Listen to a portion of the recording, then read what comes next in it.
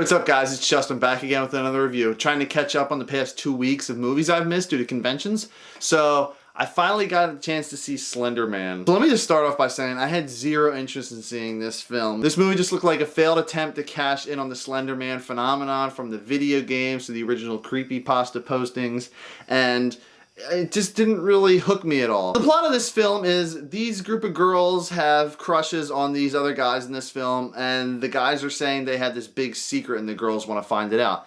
And here the secret is they're going to watch this Slender Man video online. And so the girls, of course, watch the video, because if they don't, you have no movie. They watch the video and then something kills them in 7 days. Wait, no, that's another movie. Something's going to be out to get them eventually. Because the whole idea of watching a video and then something is going to be out to get them is a completely original plot point. So regardless, I went to see it, and let me start out with the few things that I did like about this movie. So Joey King, she's the only really actress that I've seen in things before. I think she was in that Wish Upon movie. I didn't see that, but I know she was in Ramona and Beezus, and I liked her in that.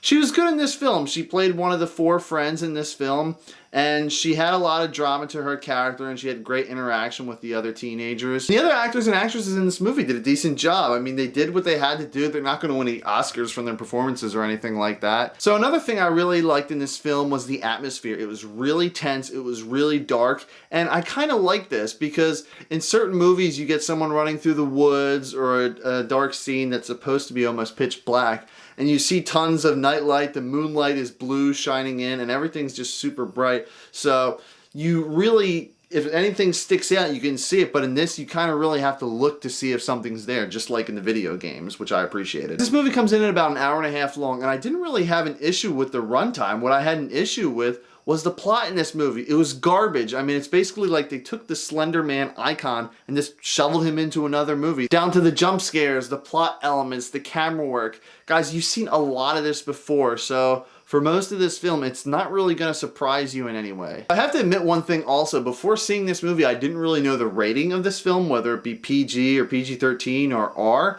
So I looked it up after it was PG-13, but for the first 2/3 of this movie, there's nothing really too graphic. They don't really swear too much. There's not a lot of blood and gore.